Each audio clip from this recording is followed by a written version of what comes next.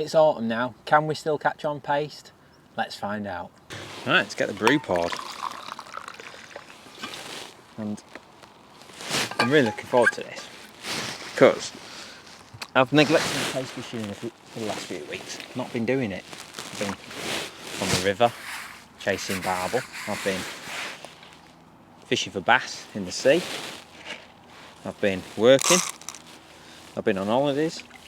And to be fair, I've probably missed out on a good 6 weeks of paste action, which is disappointing. But luckily, it's ever so mild still, and we can still catch them on paste. Now, I think whether the fish's preferences have changed, I'm not so sure. But there's definitely, paste is definitely working later into the year. I've noticed on a lot of venues. Like I said, I'm hearing reports of people catching throughout the winter on it.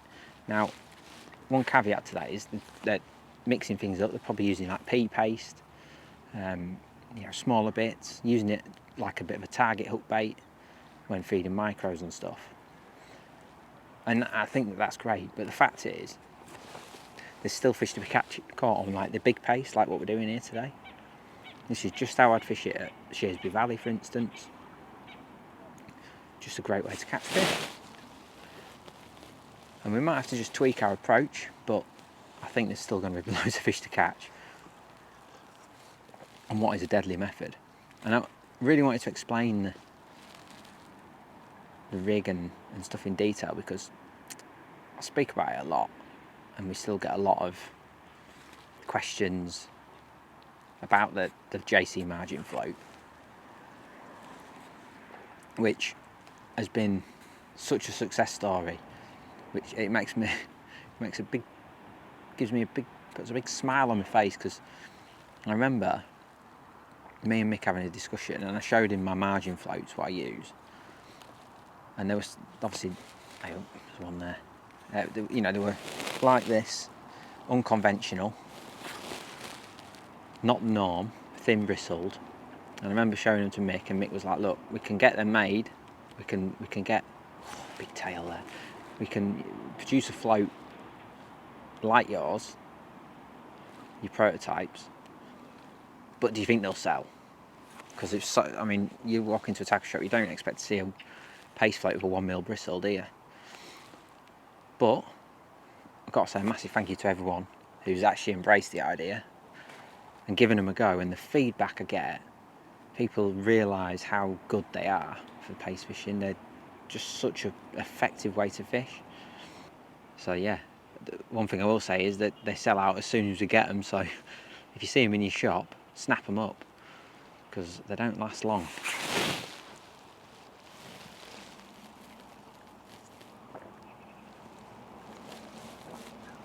So I thought this would be the perfect demonstration for it, because nothing changes, even though we're fishing it now and it's a little bit later in the year, the tackle and the tactics and everything is the same.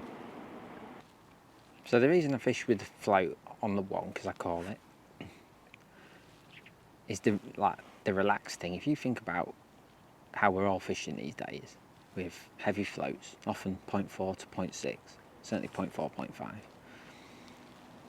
with maybe double corn, double worm, big bunch of maggots. You've got a float with a load of shot and a direct line. You imagine when you're fishing off the bank like this, I think that presentation with a heavy float is superb when you can get up against something, because you're sort of tucking it up against something. But sometimes when you're fishing a long way from the bank like this situation is the perfect example. It's so scary to them, that heavy rig just sat there. Whereas with this, obviously the line's really relaxed. I'm fishing well over depth. They can come in, take that pace and swim off. There's no resistance, and it's just a lovely way to catch them. They can feed around my rig with little fear. It's very rare you see fish go like bow waving off my float like you do when you're fishing with bulk and stuff. And I just think that once people realise how good it is, there we go, textbook. Once people realise how good it is, you'll see some bigger anglers than me giving it a go. Let's head in. Ow. I think there's still a stigma that paste is it's not the method for the pros, but if they actually give it a go, I think they'd be pleasantly surprised at how effective it is. Now that one, I'm fishing in about 24 inches of water, and like I say, it's very shallow, right up against this bank. There's like this mud bank, very shallow, and it just ever so slowly gets off. So I've got a fish to find 24 inches, which is a depth that I like for these bigger fish. I'm a good metre and a half off the bank, which is traditionally quite awful to fish. If I was to fish maggots and stuff now, I just know you'd just be getting blooming liner to death. Foul looking. But with a paste, you've got yourself a chance.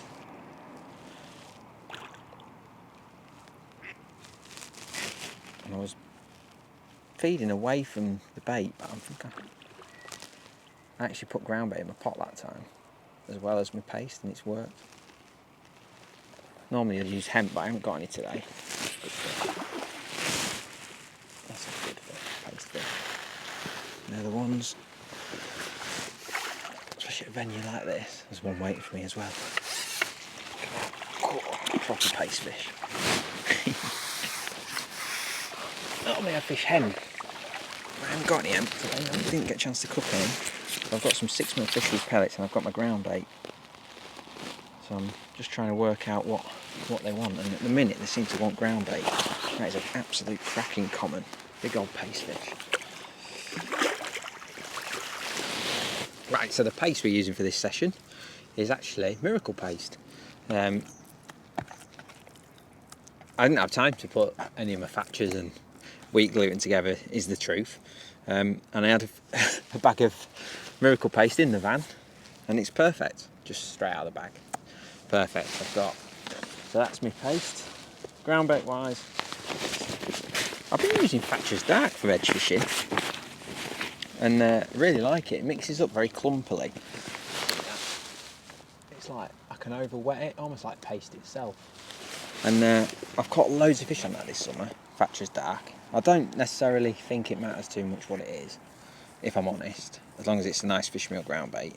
But that is a very dense mixer, and I think that's a good thing because I can feed it wet like that, stodgy, and then it works a treat. They love it. But the rig is obviously the thing that everyone wants to see, and it's the same as it always is. Pink zip. You must be bored of me showing you this rig.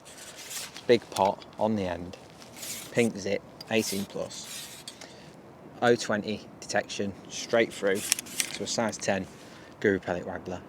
I'm showing you because I get asked it, and the float is the JC Margin, of course it is, the #1 paste float. Now, there's a few little key pointers that I've got to say about the rig, and I've said it a million times, but we'll recap it. Just because we're fishing in autumn, it doesn't make any change. Firstly, it's a little bit over depth, so the float will sit cocked over on the wonk, as I call it. That allows me to leave the bite alone. So when I get a bite, I get a little twitch, and eventually when the fish has taken it with confidence, it'll shoot under. Brilliant way to fish.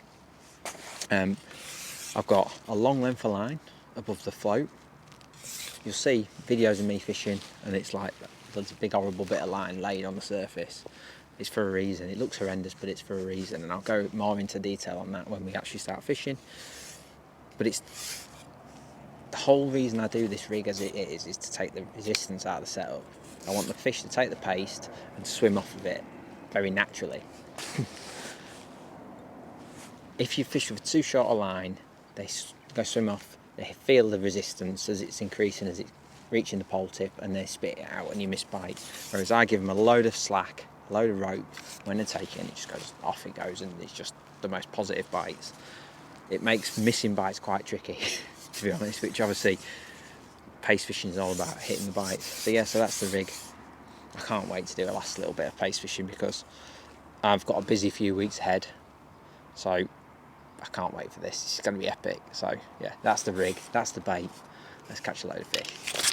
I realised quite quickly that the fish are coming to ground bait and not the pellets. So when I'm off camera, I've been fishing without putting so much ground bait in, just putting pellets in. They're not coming the same as when I put ground bait in. So just filling that pot up, which is a big, big pot really, big kinder pot, full of ground bait, plus my hook bait, and it's a proper amount of bait. Oh, it's a breeze. I'll let that settle, like go under and swim off a bit. I thought, here we go, textbook, paste, bite. No, Jimmy Rimmer had other ideas. But if he's still eating it at this time of year.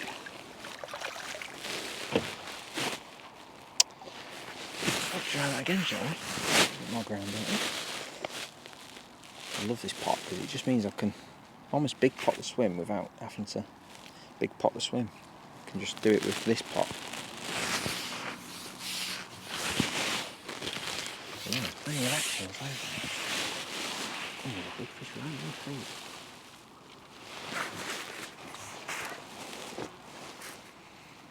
So one of the things that people often see when they see a clip of me fishing this method is the length of line I've got between my pole float and my pole tip. You see I've got almost 2 foot line there, I'd say. And I actually leave it on the surface like that, very relaxed. It's totally opposite to how we're fishing with other baits these days, because obviously we're fishing tight, back-shotted, little short lines, lifting up into the little dinks and stuff, and that is exactly how you should be fishing those other baits. But with paste, I've tried and tried and tried to do it with little lines thinking they'd hook themselves, and they don't. I think the whole reason this approach works, and I keep saying it, is the lack of resistance. So we've got a float there that offers no resistance whatsoever. We're fishing over depth. There's a lot of slack. There's that slack above the float is just as important as the slack below it. So when the fish takes the bait, it's just pulling the float under and then almost swimming off before I strike into them. There's no resistance whatsoever, and I think it's a big reason why it works so well, and I miss so few bites. Every time I've tried to do it, it's a blooming common here. Every time I've tried to do it with a shorter line, it's almost like they take the bait, they feel it, and then eject it. I don't want that to happen, so I'm quite comfortable with having 2 foot line above my float, potting it in and just leaving the float alone, leaving it very relaxed just to fish. That is just, it served me so well. And it's one of the little nuances to this setup, even though it's such a simple, it's a float on a piece of line with a hook on it. It's one of those little nuances that you could easily miss, or just be like, oh, what's he doing? Don't know what he's doing. But it is for a reason. See that? That float was under for ages before I decided to strike, because I wasn't sure. I wanted to make sure. So it took it, and because I've got that slack above the float stayed under. Let's go for it. The float stayed under. Oh, he's big. Quite, he nearly bottomed me out then.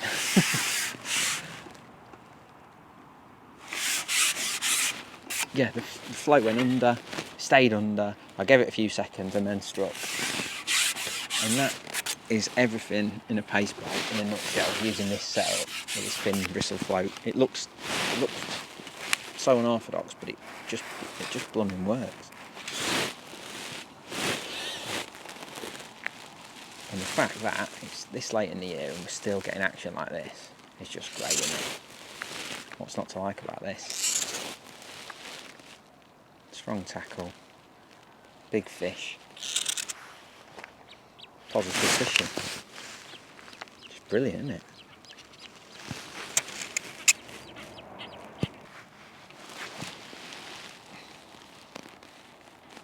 Got like battle them.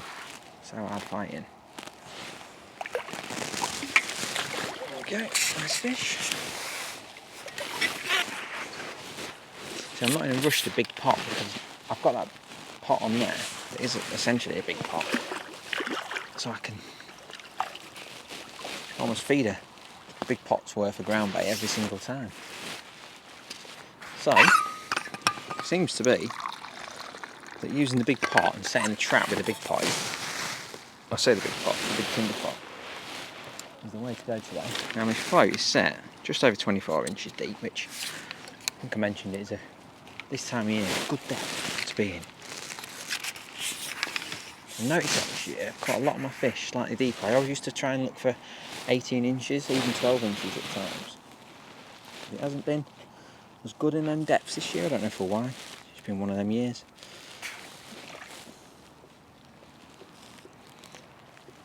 Let's see if there's one waiting for me. And this is the beauty of pace fishing, you don't have to pile the bait in. I mean, that's a decent amount of bait, but it's not like I'm big potting all the time and just... That's one thing about pace fishing, you don't need to just keep putting a big pot out, because obviously you're feeding the swim all the time when you're going out. Dodge that leaf, get me brew, and wait for another one to come in. Have a margin munter. So exciting in here at Meadowlands, because the fish is just... The average is so good.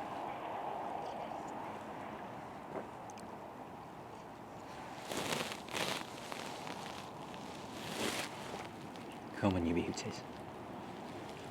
Let's be having ya. It's quite nice because at Shearsby, for example, you get loads of indications, like they'll be tailing up all around you, floats moving around, whereas here, I feel like I'm just setting a trap for one to come in. There is a few more fish actually starting to come in now.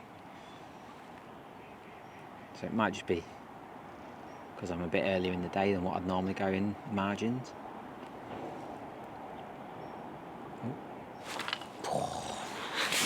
Textbook. Oh, I love it. I'm actually just going to put my sections on.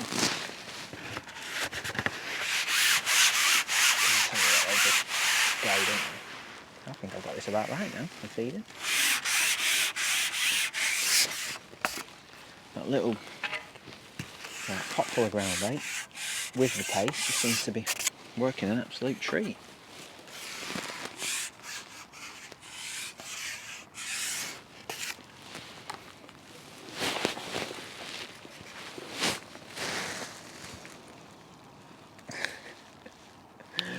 If anyone's tried this, if you've tried the pink plastic, let me know in the comments, because I think it's changed my edge fishing. Because on lakes like this, where they like to run off, you've still got the stretch that you need without feeling like you're going to break your pole. But then when look, that fish has gone out there, I've turned it, and then I can gaffer him then. I just love it. 18 plus. Just struck a right good balance for me. I've tried red eye draw, I've tried and tried it, and I no doubt it's fantastic, and certain anglers absolutely love it. But for how I fish, I think because I fish short a lot, this just works better for me. That's a big one. Oh, he's a big one. Yeah, just let them swim off and then let them do their thing, and then oh, he's a big one. It just seems to work better for me, but that's just... I'd love to know if you've tried it, because I'm a big time believer in the old 18 plus now. Look at him. Proper awesome pace fish. Sticking back. Should we catch one more? I think we should. Because that is a textbook bite. And I think we've got the feeding bang on now. We've got it better. I put him coming off the bank, put in that sort of dollop of ground bait in like that, and then putting my paste over the top, working a treat. Nice big dollop of paste over the top like that, like a cherry on the cake. Gently. Line up the far bank marker. And she goes. Let's see if we can catch another. One more. Like I say, I've missed so much good pace fishing this year because I've been on holiday, 2 holidays, been bass fishing, barbel fishing, babysitting. So it's nice just to get a few more sessions in before winter comes.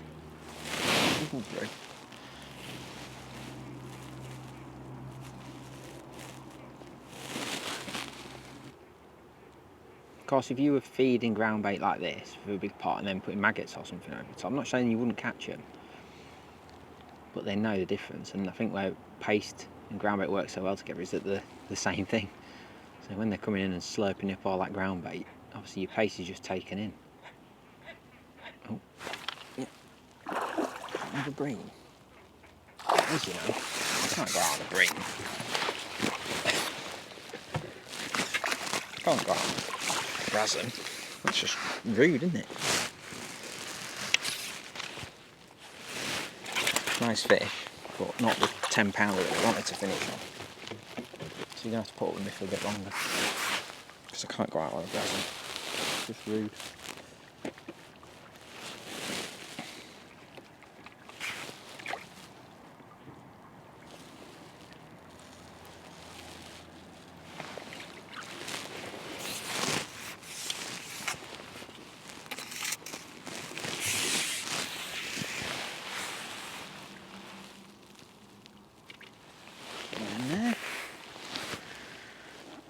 Wait for the old carp to come in.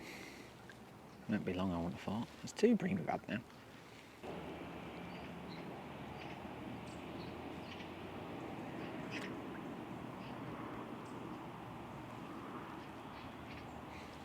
I hope that camera saw that then, because that fish, if I'd have had a normal float on, then my bait would have come off, because I've got a big liner, stab on the float,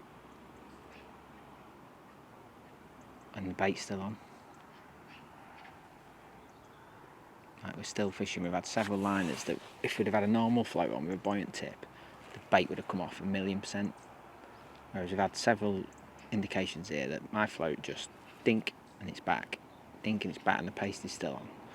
And I think that is the difference. Like that situation there, when you've got one come in, you're just fishing longer with this float. Funny actually, they're just starting to come up into the really shallow stuff. There's fish right up here. Now, I don't think we could catch them up there, but it might make for a bit of exciting viewing. So I'm going to try and catch this one if I don't miss the bite, of course. And then I'm going to try and see if we can catch one in this shallow water, because it'd be cool, wouldn't it? And I was going to end the video there, but why not continue? It'd be nice to see one. Oh no! I didn't follow my own advice. Right, I'm going to get up in that shallow water and let's see if we can't catch one up there, because that'll be a nice way to end this video actually. Right, let's see if we can't catch one in that shallow.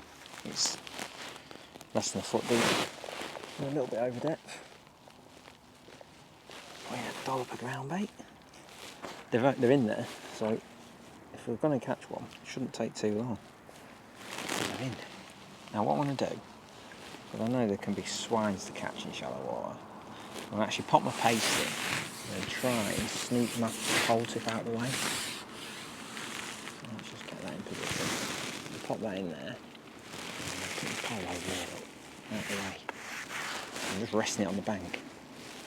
That long length of line obviously works lovely for that. I mean, it's clear, you can see the fish. See if one will come and take it. Be an explosive bite when we get one.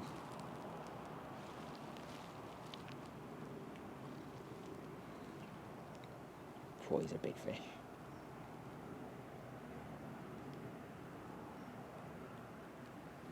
Come on. Can barely turn around that one. Come back this way, head this way, come on.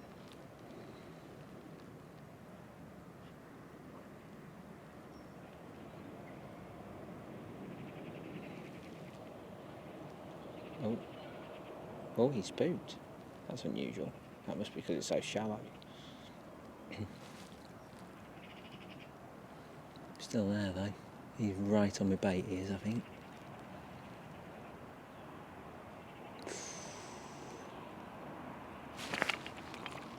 Oh. What? This massive carp, and I've caught this little fella. That's unbelievable. A little stocky. I mean, it's still £4, but it's still a nice fish, but not what I expected or had in mind. Oh, I'll try one more. I'd love to catch my own big ones in that shallow water because the bite will be explosive. Right, let's see if we can catch another one after that little piddly one. Now they're starting to come in style now.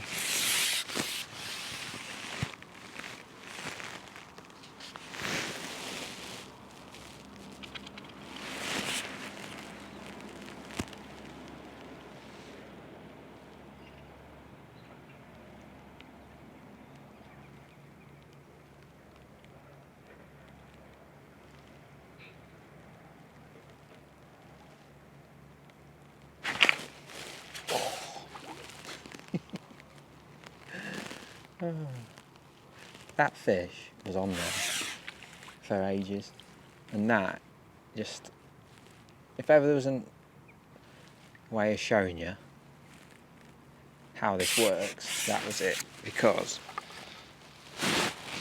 that is just pace fishing at its best, because that fish took that flowing under and it was like he was still eating. No, he wasn't upset, he was just eating, because there's no resistance in the setup, and he's a great big one to end on. Caught in that shallow water where they can be hard to catch, let's be honest. That's just a great big paced warrior to end on. Oh. There's life in the old paste jet, let me tell you. I mean, that is just deep, right down. Cracking fish to end on. So I'm just going to have a quick look at him for you. Come on, boy. Look at that. Getting up for £10, isn't he?